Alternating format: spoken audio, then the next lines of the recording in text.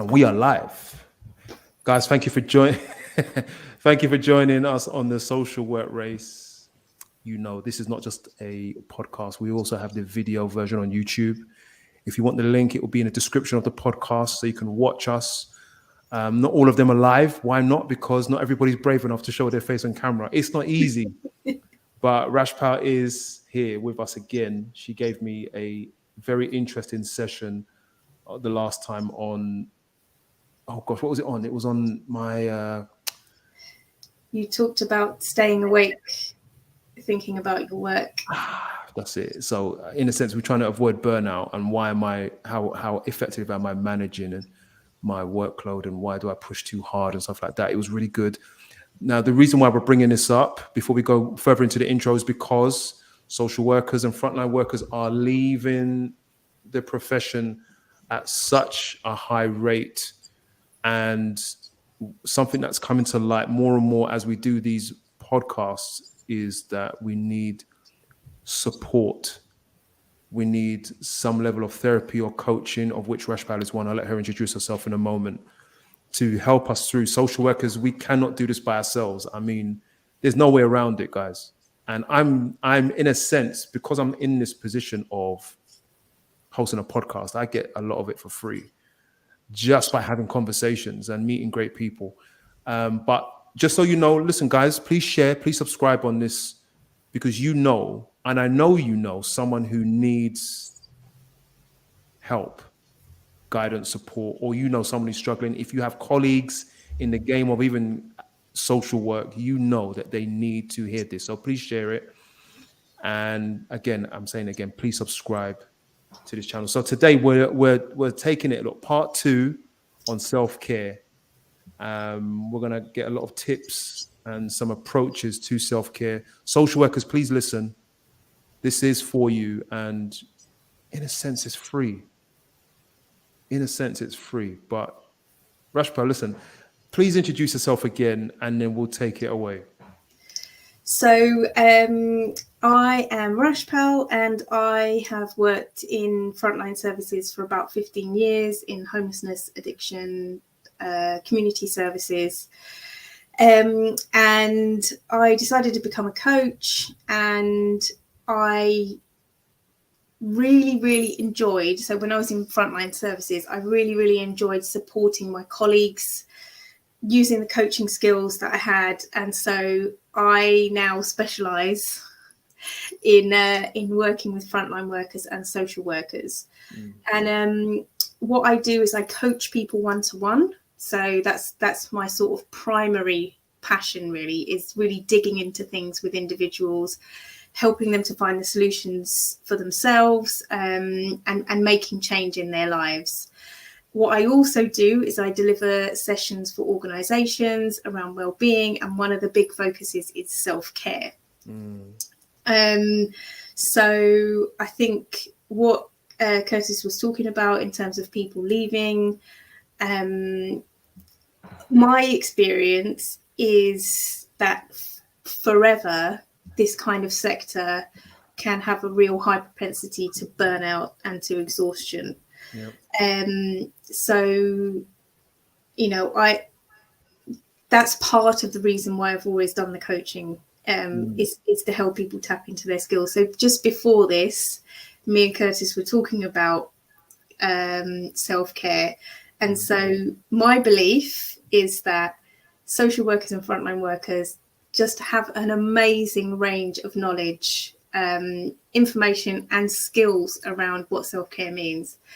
In terms of practice, you know, this is the kind of work that you're doing with the people, the kind of thing that you're doing with the people you work with all the time. Yeah, the clients you work with. And what we know is that it's really hard to apply that stuff to ourselves. Yep. Particularly, I think we can get stuck into the fact that we know it. And that makes it worse sometimes. You know, I know what I need to do. I know how to do it. But I just can't do it. There's not many people that take their own advice. Yeah. And I think, so this is where, you know, when I do sessions with organizations, with teams, Yeah. I don't really look at what self-care practices you do, whether it's running or yoga or walking or going to the gym or doing nothing.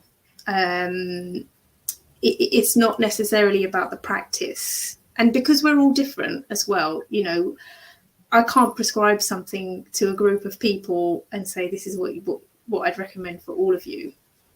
It's much more about digging into the common reasons why we don't practice self-care and how we can overcome those. And you did that for me last time. Yeah. Help me understand some of the barriers to self-care. I think we're going to go into it a little bit more today. Let me lead you with this then. For example, it's not necessarily me, but we might go into me in a little while. I would say self-care is me happily at the end of a hard day, or it's not a hard day. It's a hard job, I should say. So it's a hard week. It's a hard month. It's stressful. It's demanding. I would go to the gym, and that's my self-care. I'll go out for a drink. That's my self-care. I'm taking time out, to do me. And I want to know what you would say to that. So a couple of things come up. I think the thing that I would first ask is like, is what is it that self-care brings to you? Like, what kind of feeling, if you were to describe self-care to me in terms of a feeling, what would it be, or range of feelings? Oh, so you're asking me now? Yeah. This is really okay. So I tell you what, let me go into it. I guess I picked on just some of the classics, but for me, before I answer that, let me just be clear. For me, self-care is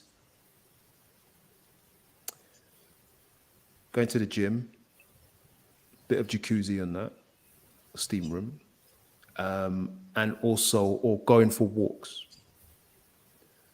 In terms of self-care, I'm not aware of much more that I do. But what's the feeling? What is self-care bringing to you?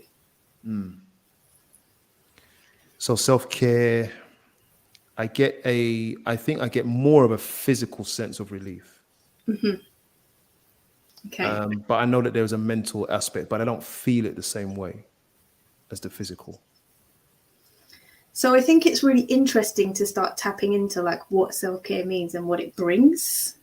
So if I use an example of myself, for me, the meaning of self-care, what it brings to me in my life is freedom, energy, connection, and the way that I've come about understanding what self-care means to me is by thinking about the opposite. So we've talked about burnout and we've talked about exhaustion. So in those times when you feel like you've run out of energy, you're burnt out, what would the opposite of that be for you? What kind of feelings would it bring? And I think, thinking about yourself as a person. So I have anxiety. So self-care, by practicing self-care, I can come out of that anxiety, or I can manage that anxiety and feel a sense of freedom. So that's why I pick that particular word. And I think sometimes, when we can understand what we want from self-care, then we can start to understand the activities that will really help us. Sorry to cut you. So you've brought something to me now. So you're saying I need to define it. I'm not telling you what you need to do, but I think that's a helpful approach. It's a helpful way of thinking about self-care, because what I really preach is proactive self-care. It's not starting from a point of reaction. It's not starting from a point of I'm exhausted, I'm knackered, I'm unwell. It's starting from a point of, you know, I want to be motivated, or, you know, I have a little bit of energy now. What can I do with that? And how can I sustain that? It's coming from a point of what am I going to enjoy? What's going to bring me, what's going to connect with my passions? Yeah. Do you know what I mean? So I think we can get caught up in that reaction, and being proactive means like really connecting with what brings us joy, what brings us energy. Right. So you're saying that it's possible for us to be engaged in activities that others may have defined as self-care, or might be culturally known as self-care, but it may not meet the need. Right. Yeah, absolutely. Absolutely. And I think what we can do also is we can get into a routine of like, this is my self-care. And it might have helped you before for a period, or it's something that is sustaining you, and that's great. But actually, you know, we fluctuate, we change, our motivation changes, our workload changes, our family life changes. So I think by connecting with what self-care brings to you or what meaning it has to you, you can then connect in the right activities. Wow. Okay. Where are you going to take it now? So I think, you know, that there is so you can take that to different levels. So if I use myself as an example again, so I said freedom, energy, and connection. And then what those things bring for me is also hope and optimism, because I'm in a more positive state. And then that means I can make decisions that work for me. I can connect with others better, and I feel more resilient. So it has a chain effect for me. Yeah, knowing what I want to get from my self-care, and then it helps me to be in a better state. And all of that is self-care. You know, being able to make better decisions for yourself, being able to connect with others, all of that is really, really helpful for self-care. So that's one thing in terms of how I would approach self-care and talking to people about self-care, and particularly social workers and frontline workers. Because I don't know about you, but when I worked in frontline work, self-care, the term was bandied about all the time. But I don't think anyone ever defined what it was for me. Like, nobody told me what it meant. And it's all very activity-based. Okay. So when you say activity, meaning walking, gym, something physical is what you mean? Yeah. But it might not necessarily, it sounds like you're suggesting it might not necessarily be that. Well, I think sometimes you need to take a step back and look at what works for you and who you are, what kind of personality you are, what things work for you, before you just say, here's a plaster, like you've got a bruise, you've got a cut, you've got whatever, but I'm just going to give you a plaster for everything. You know, you need to go back and say, like, what is it that I need for this healing, is an example, or whatever it is that you need. So it sounds like, just to summarize it, there may need to be a bit of work to be done on my part, which is the same work I would ask my clients to use to find meaning in what they're doing before they do it. It might help. Yeah, never thought of that. I thought I knew it all, but I clearly didn't. No, but the thing is, you do know it. You do know it. And this is why I love coaching so much. I mean, I wouldn't normally do a coaching session like this, but you do tap into people's knowledge. And they do have that knowledge. And so, you know, you were able to tap into the information quite easily because you know it somewhere. Right. But applying it to this situation and applying it to yourself is the challenge. Right. That is true. Yeah. And so then that leads into maybe nicely, maybe not nicely, whatever, thinking about one of the biggest challenges that I see with social workers and frontline workers is putting yourself first.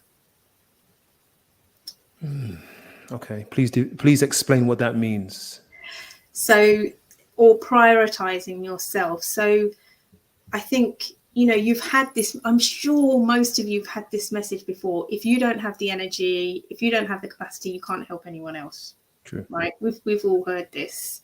You know, in services I've worked in before, you know, we've had conversations where, like, you know, we're not an emergency service. We're a frontline service, but we're not an emergency service. Yeah, there needs to be a switch off, right? We need to have these boundaries. But we find it really hard to do.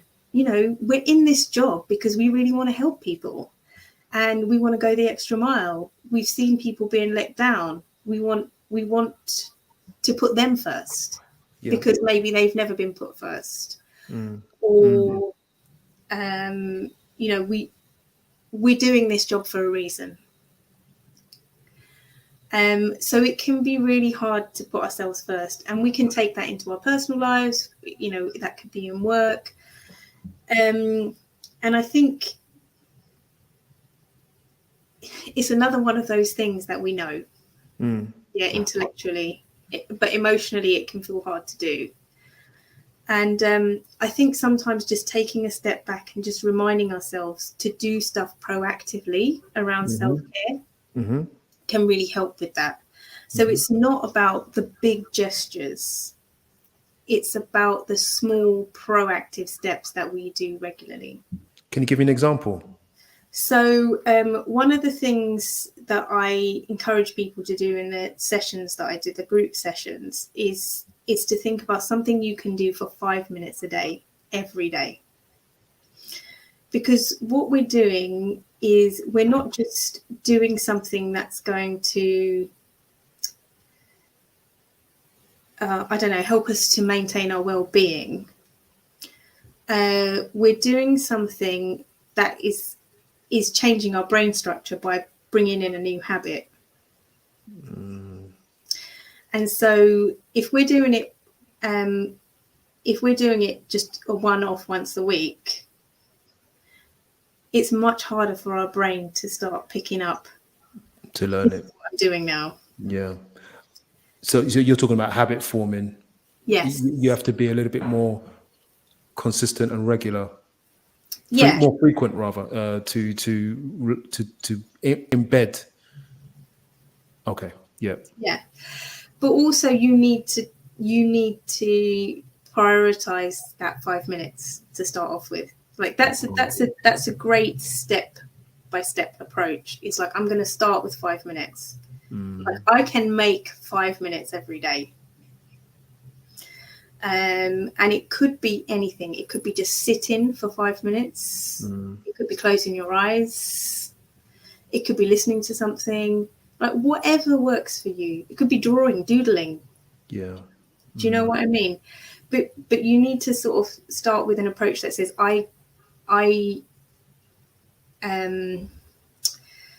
one of the things I do in my sessions, or I have done, is I invite everyone as a chorus to say self-care is a part of my day. What, to say that? Yeah, and to say self-care is a part of my job. Part of my job. Oh, I'll make a note of that one. Well, this then, I'm sort of whizzing through some things that I go through, but this leads me on to another thing that I'm really passionate about, is thinking of self-care as an activity that is part of your connection, it's part of your community, it's part of the people around you. Okay. I think sometimes the term self-care can be difficult to do because it's got the word self in it, like we talked about before, about prioritizing yourself. But actually, self-care can be a more communal practice. Yeah. And particularly in frontline work and social work, if we are doing self-care more communally, then it can be really, really effective. So are you having conversations in your teams about self-care? Right. about how you are supporting each other to do self-care. Yeah. Who's role modeling? Who's setting an example? Mm. Have you got accountability buddies in your team? You know, okay, let's make an agreement. You know, I'm going to do 5 minutes my lunch break, and I'm going to check in with you. Have you done it? And you're going to check in with me. Have I done this other thing? Are you doing something together? Maybe there's somewhere down the road that you both wanted to check out, a gallery or something, you know, and you both say, right, we're going to make an agreement to go up there straight after work. Yeah. You know, building a culture of self-care as a group rather than Culture. it being just about you, and thinking about the fact that actually, you know, we do need others to enable us to do self-care, whether it's your instructor who's teaching you yoga, or it's somebody who's helping you with care responsibilities. So can I adjust that slightly? Yeah. And it's just a really, I guess I'm asking you a question around just your thoughts. Do you think that if I'm more like introverted, or I like my own company, so to speak, then do I need a community? Well, I guess you're in a community, and you know, people are enabling you to do self-care. It's not that you necessarily need to do it with them, but it's about how we lift each other, how we support each other to do self-care, how we make that a culture and a practice together. Yeah.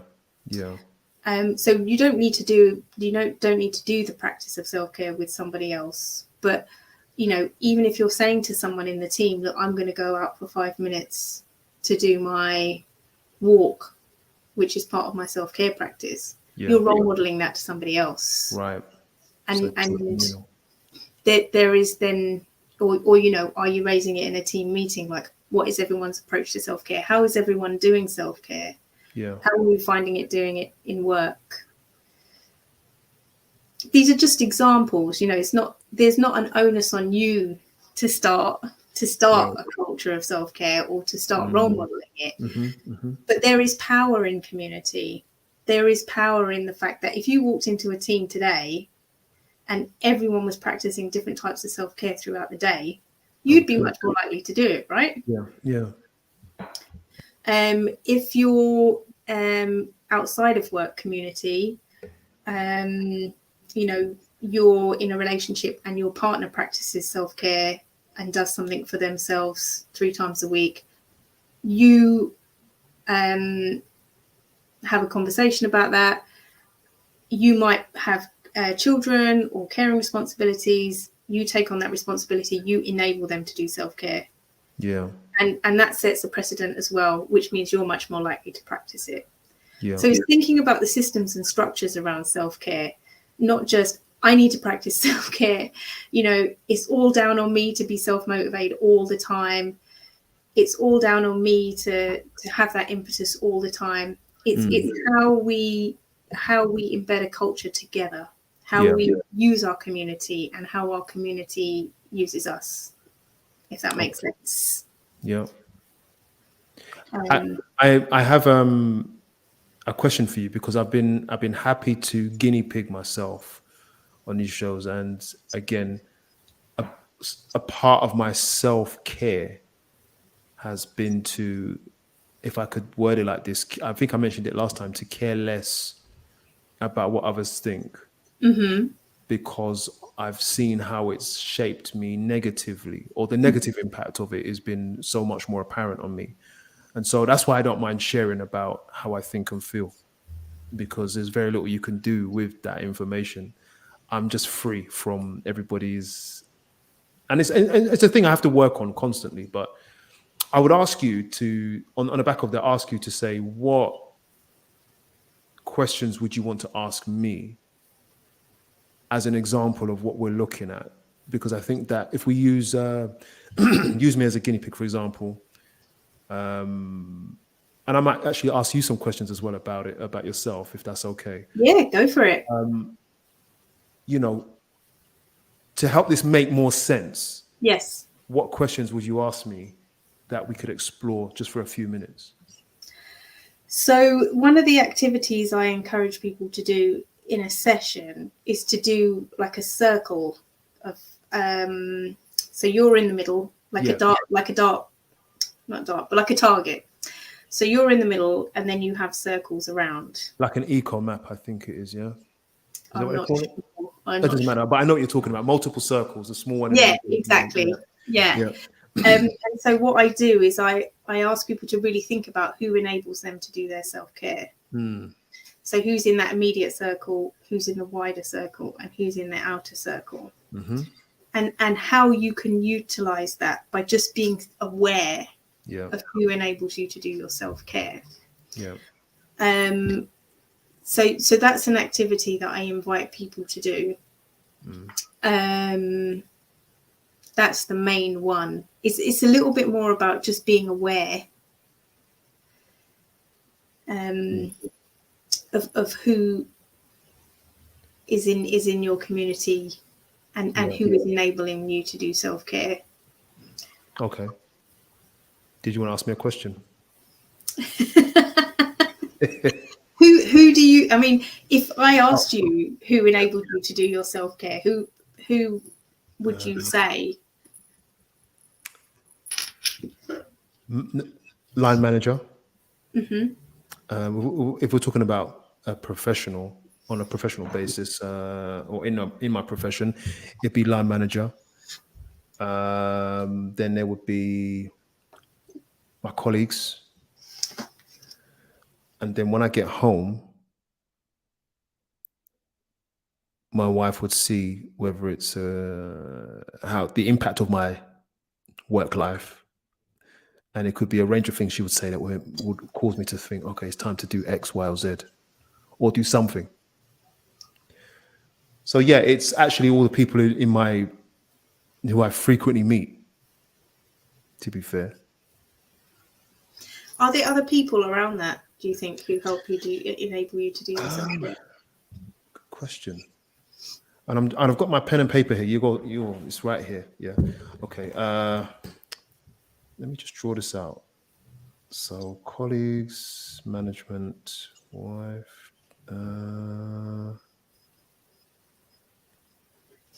In a sense, you all are there. I mean, whoever I interview is actually on the topic of self-care is actually in probably that second circle.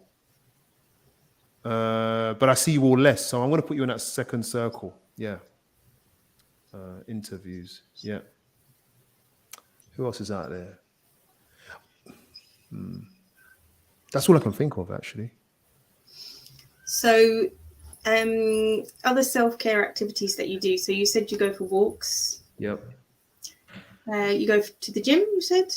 Yep. And is that you go on your own? Most of the time, yeah. Okay.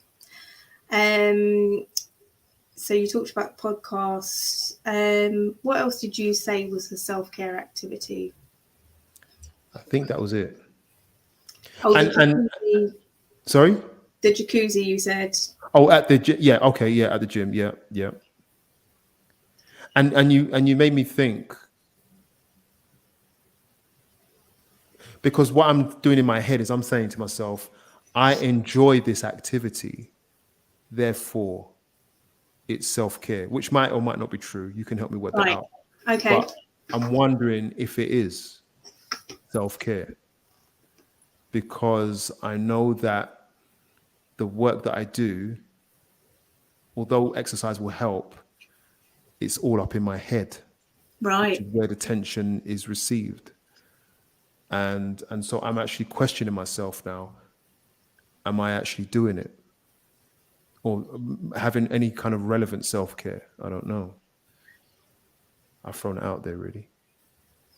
Yeah, I mean, I would say, personally, I feel like self-care is true self-care when it's really proactive.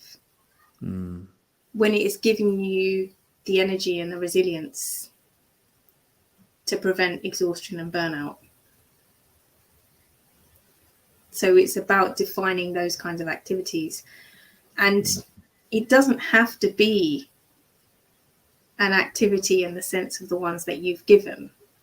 Right. It could be like playing with your children.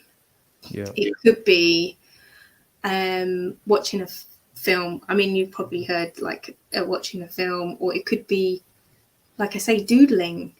It could be just listening to the birds singing. There's just such a broad range of things that it could be. It's about what brings you that energy. Can I ask what you do? And So I'll ask that question. What do you do for yourself? So I think I think one of the big things is that I practice self-awareness. So I really try and observe where I'm at regularly, like check in with myself. I talk to other people about how I feel. Yeah, like so I can process it myself. Like that's a way of processing for me. But also just to share. Like that's the way I use my community as well. Right. One of the things I'm trying to do more and more is connect with my passions. Yeah. That brings me energy. Being in the moment is such a massive, huge one. What does that mean? So not thinking about the future, not thinking about the things I need to do, not thinking about what's coming, not thinking about what's just happened, the mistakes I made, or the things that I've done. Like really, really trying to focus in on, I'm here, looking at this thing, hearing this, smelling this, tasting this, really making the most of that moment. And really gives me energy. Right. And I want to, can we explore that a little bit? Yeah. As we're on the topic of self-care, and you can hear my kids in the background, right? Maybe you can't, I don't know. I can't hear it, no. It's only when we're doing this that the noise is made, but that's life. This is real life now. Okay. Yeah. Where was we? So I want to explore that. At what point I'll sitting in the moment, what can I hear? What can I smell? What am I feeling? Just in getting in touch with my senses, I guess. Yeah. What am I doing there? What does that do for someone? This is very new. So I would say, so I think there's a lot of actual, it's interesting because I think you can think of it as a mental process, but actually it has huge physical impact. So what you're doing is you're telling your body that this is a calm, relaxed state. So you have heard of fight, flight, and freeze, and the opposite is a relaxed and digested state, which tells your body there's no threat. So by just being in the moment and noticing, you're really, really connecting with your body. You're noticing how you're feeling. Your body is not flying to what's going to happen next or worrying about what happened before. It's just connecting in with where things are right now. It's accepting. So you will have thoughts, of course. You know, our brains are complex, and that's part of the beauty of them. We can't shut them off. So it's about allowing those thoughts to go by. It gives you a sense of calm. You know, it just grounds your body. I mean, it's grounding. Grounding. Okay, I'm following more. Yeah. I've forgotten the question because I've just grounded myself by just describing it. I've just got just gone blank. That's the power, right? No, you know, the zone there. Sorry. I do. No. Sorry. The question was, what does being in the moment mean? You were on track. Don't worry. I'm going to give it a try. I think what it does, it also brings a richness to whatever's in front of you. So we're talking about in a time of stress. So, I mean, I would say most of what I encourage is that we practice this proactively before we get stressed. Okay. Yeah. And then when you do feel stressed, it's an easier state for you to reach. Okay, so when I do feel stressed, because I've been practicing this level of self-awareness, when the stress arrives, then what would you say happens then? Well, you can, you can work out, like, I feel stressed. What's going to help me? What's helped me before? You can connect physically with that. You can connect mentally with that because you've practiced it so many times. So it helps you it helps you not escalate. I'm just trying to practically convey this. I would say what it does is it gives your brain like a map to go back to. Yeah, whatever your self-care practice is that you've been doing proactively already. Yeah, whether it's going for a walk, whether it's doing yoga, whether it's being in the moment, like whatever it is that works for you. If you've been practicing it regularly and then you get stressed, you can think, what have I been practicing that's really helped me to have some energy, to feel connected, to feel grounded? And you can come back to that feeling and that state mentally and physically because you felt it already so frequently. Like if you've been practicing it regularly, proactively, then it's easier to come into that state. But I think when you're stressed and burnt out already, it can be really challenging to then say, start practicing self-care. It's not, personally, I don't feel like self-care is the answer at that stage. Right? Okay. Like, not in the way that I would approach it. I feel like rest and recuperation is like the big thing. And people might say that is self-care. But I feel like that is something that's more like treatment. Yeah, it's a response to being unwell. You need rest, you need recuperation, and then you can start thinking about what are the things that I can do that can help me to care for myself in the long run. Does that make sense? It does. It's making a lot more sense. I mean, so far, you've given me greater meaning behind what I am and am not doing, and you've asked me to be more clear about my conscious decision to look after myself. What do you mean, Curtis? What do you mean looking after yourself? And is it serving its purpose? Evaluate what you're doing. I think culture has pros and cons to it, and one of the things about culture is that you can do something without thinking, which is what culture calls you to do. This is what we do to regulate. We all drink a certain drink. We all go for the same walk, which is beneficial, but it might not be as beneficial or necessary for you. You might need something else. And so you're asking me to be very clear about what I'm doing for myself. Yeah. And that whole kind of grounding thing, and being self-aware, and what was the word we used? What was it? It was in the moment. In the moment. Thank you. I'm going to explore that more because I was advised on that before, but it didn't really make sense. And it might be partly because of my culture, and it might be partly because of the male factor. Like as men, we don't do certain things. We don't speak to counselors, and so there are natural limits in my brain that say I don't want to go down that road. I want to do something a bit more comfortable, but I'm willing to explore because I mean, I think the thing about culture is very, very important because we live in a capitalist world, and the capitalist world says, don't stop. don't ever stop. Don't ever stop to think, to notice, be productive. Yeah, it tells us to be productive. And also it goes against a lot of like ancient wisdom. Yeah. Across the world,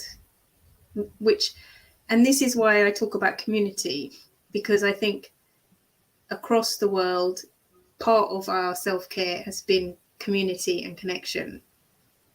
Yeah, it's being in a community. We know each other, we support each other, we enable each other. We notice, like you said about your partner, when somebody needs something different, we can then provide them the space. You know, we don't have to necessarily interact or have a conversation, but we can provide that space. And you know, I'm personally very passionate about community. I feel like that's really missing from our lives in general. So yeah, I feel like there's a lot that it can bring to enable us all. Do you have a practice yourself that you do every day? You don't have to say what it is. It might be personal to you, but do you have that?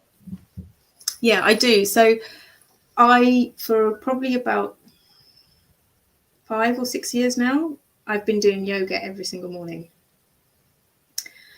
And just bear in mind, you work and you have 2 children. Yeah. And I, if it's all right with you, I just want to contextualize this because we're talking to parents who are also on the front line as well. How old are your children? 2 and 5. Okay, all right. Yeah. So, do you get up extra early for that?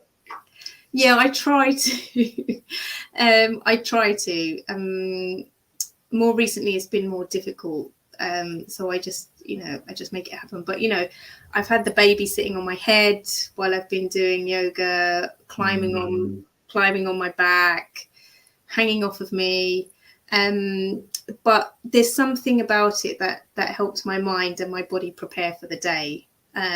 If I don't do it now, I know that I've missed out on it. Some of the other things that I do that are really important to me is being really conscious about the food I eat.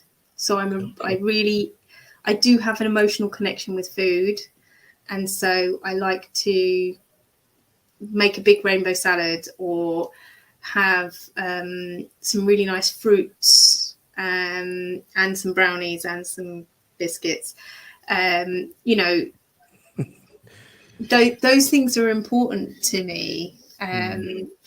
But yeah, I think in terms of daily practices, the yoga is the big one. That's the anchor of my day. Yeah, that's the thing that just sets me up in the morning. But I am enabled to do that by the fact that my partner is supportive as well. That there is, I am being enabled to do it. There is a conversation, there is a relationship that means that I can do that.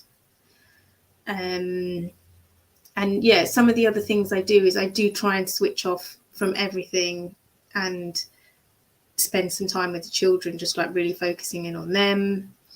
And we all have a family dinner together, phones off, conversation. We talk about the best bit of our day. So that's a real focal point as well for self-care. Right. That's been extremely helpful to know that you're not speaking to us from a very high pedestal, but you're actually here with your feet on the ground and you're able to do it. And one thing I do appreciate in life is having one practice that we do every day that is just of benefit. Now, this might be slightly off topic, but I consider it, I've always considered it a level of self-care. I like to look at my diet. Something that's important for me is the way that I have the first meal. So I like to get all my nutrients in the early part of the day. Over time, over like a week period, if I don't, and if I eat rubbish or if I don't eat properly, I start to feel it. in my body. My energy starts to drop. When my energy drops, my brain starts to get foggy. Motivation starts slipping, all because of breakfast. You know, so for years I've always looked at how I eat, and when it doesn't happen, even just psychologically, I'm like, something's not right. Yeah. And that's the power of habits, really, especially when they're good for you. Yeah, and you didn't mention that when you talked about your self-care earlier. I didn't realize this is it. This is why I'm talking to you.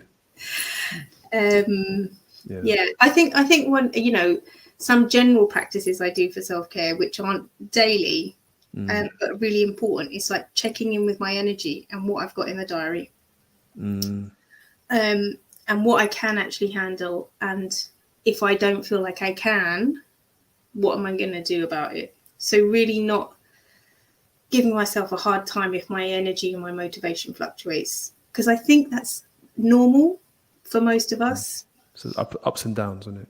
Yeah, you know, life changes. If you've got a family, then what's happening in the family can really impact on what's happening with you.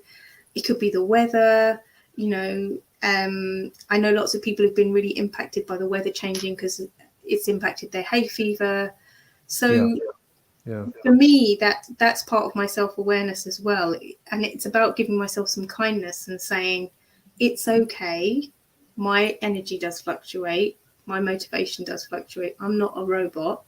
I nearly swore then. I'm not a robot. And just giving myself that grace. And this is where I think that, like, connecting with what self-care means to you can help you to start thinking about, like, what is a self-care practice. So just giving yourself grace is a self-care practice. Giving yourself kindness. Right. You know, understanding when you're building a habit, having flexibility built in. So this is another thing I talk about in the well-being sessions about habit forming, is it's really, really important to have some flexibility built into your habits. Your motivation goes up and down. You'll get ill. Things will happen. And so I have some 5-minute yoga sessions. I have some 10-minute ones. I have some 15-minute ones. I have some that are just basically lying down and meditating. I have some that are more energetic. And if I'm really ill and I can't do it, I don't give myself a hard time. Right. If we want any type of support when it comes to helping us manage our processing of this difficult job on the front line, if we want to achieve more, if we want to become more self-aware, if we want to develop more skills, how do we contact you? I should have took your details before, but I'm going to type it in as we are here, right? So I'm on social media. On LinkedIn, I'm Rashpal Panesar Gibson. There's only one. Gibson with a P. So Panesar-Gibson. And I am on Instagram at Act and Solve. And I have a website, actandsolvecoaching.co.uk. So people can contact me via any of those routes, send me a message. I do always offer a free initial chat, or if you just want to go ask me some questions online, you are very welcome to through the chat. Just have a conversation. I'm always happy to have a chat. No obligations. I just like talking to people. No, you do so well. You do so well, and you've really helped me. You've given us some tools. I thank you for what you're bringing to me just by doing this. This is maybe a part of my self-care regime. I need to keep up these interviews, which might help. Is this how we spelt you correctly? Yeah, perfect. Lovely. That's from my head. There you go. Well remembered. I'm good at spelling as well. So LinkedIn, guys, get her on there. Don't wait. Rashpal Panesar Gibson. If you don't know, then guys, if you can't, because if you're just listening to this, just go onto the YouTube link. If not, visit my page on LinkedIn. You will have a link there. I will put a clip up for you to see, and you can see how it's all spelt. Okay. Is there anything that you want to leave us with? I think really it's about personalizing your self-care practice. Mm-hmm. And it's about making it a practice that's energizing for you. So if it feels like something that you're berating yourself about, that you're constantly having to wade through, really maybe have a think about if that's the right self-care practice for you. That would be my main thing to think about. It needs to lift you. It needs to bring you energy. Yeah. Mm-hmm. Do you know what? I'm just going to say this. I could be wrong, but I noticed, and you might only get this more so if you watch. You are very thoughtful about what you say. So if someone poses you a question, I'm guessing that you're like, there's 10 ways to answer this. How shall I? You're very conscious of the words that come out, and so, guys, you might hear pauses, but this is what happens when you are thoughtful and intentional about every single word. So it's pure quality. So, but I can see in your eyes, it's like, okay, Curtis has asked me this question. There's 10 ways to do this. Let me do it this way. Yeah, and I think sometimes the questions can be quite broad, or they come from a particular perspective. Mm-hmm. So it's about sort of trying to tap into exactly what you're asking me. Yes. Perfect. So this is how good she is, guys. Please subscribe, please share. And if you need that, in fact, if you work on the front line, actually you need support, I'd recommend coming here at the very least, come into to get her service. And again, you're offering a free consultation, I think is what you said earlier. Yeah. I always offer a free video call if anyone wants to explore. There's never any obligation. And often in that first conversation, it can become quite clear. Sometimes you can take an action from that. Or, you might decide on what the next steps are in that initial conversation. Thank you very much for your time. Thank you. I really enjoyed it. Oh, always. And I'm sure there's part 3 in there somewhere. Thank you all for listening. So say again. No, I was going to say, yeah, great. Let's go for it. Because I tell you, as long as we have social workers and health workers, and we're going to need you. So we're going to have to make it part whatever it's going to be until the world is cured, right? That's until then. Yeah, let's leave it there. All right. Thank you all for listening. Thank you. Take care of yourselves. Remember, that's my final word on every podcast. Take care of yourself. End.